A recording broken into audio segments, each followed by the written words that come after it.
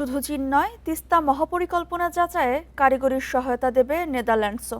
পানি সম্পদ মন্ত্রী জানান, তিস্তার পারে স্যাটেলাইট সিটি সহ বড় স্থাপনা তৈরির পরিকল্পনা থেকে সরে এসেছে সরকার।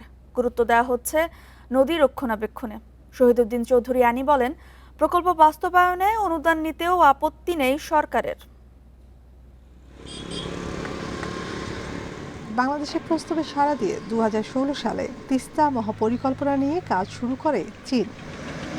ভোগান্তি ভুলে চলে আসুন রিগালে, ওয়ারেন্টি সহ স্টাইলিশ কালেকশন নিয়ে রেডি রিগাল ফার্নিচার।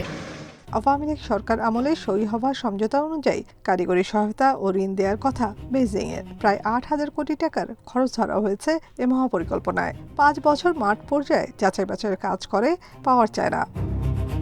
প্রকল্পের নকশা করা হয়েছে পূর্ব চীনের জিয়াংশু প্রদেশের সুকিয়ান সিটির আদলে। তিস্তার দুপারে পরিকল্পিত স্যাটেলাইট শহর, নদী খনন ও শাসন, ভাঙন প্রতিরোধ ব্যবস্থা, আধুনিক কৃষি সেচ ব্যবস্থা, মাছ চাষ প্রকল্প, পর্যটন কেন্দ্র স্থাপনের পরিকল্পনা রয়েছে।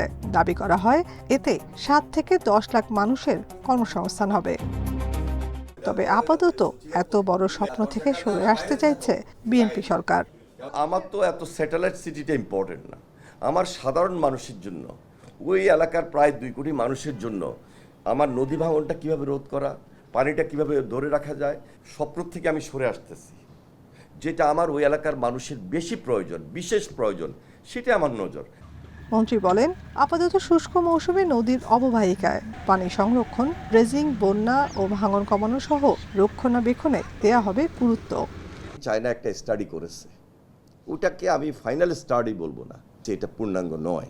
যার কারণে নেদারল্যান্ড আমাদেরকে টেকনিক্যাল সাপোর্ট দিতে চেয়েছেন, চায়না টেকনিক্যাল সাপোর্ট দিতে চেয়েছেন। আমাদের ডিজাইন অনুযায়ী, আমাদের কি প্রয়োজন সে অনুযায়ী, দেশের স্বার্থ সংশ্লিষ্ট, সেটাই আমি নতুনভাবে যদি আবার রিঅর্গানাইজ করে চুক্তি করতে হয় তখন চুক্তি করব। মহাপরিকল্পনা বাস্তবায়নে নিজস্ব অর্থের পাশাপাশি সহজ শর্তে ঋণ ও অনুদানেও আগ্রহ রয়েছে ঢাকার।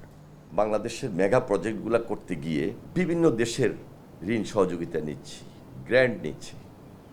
ওয়ার্ল্ড ব্যাংক দিচ্ছে, এডিবি দিচ্ছে, জাইকা দিচ্ছে, চীন দিচ্ছে, নেদারল্যান্ড দিচ্ছে, বা অন্য দেশও দিচ্ছে। আর কেউ যদি গ্র্যান্ট দিতে চান তাহলে সেটাও নিব।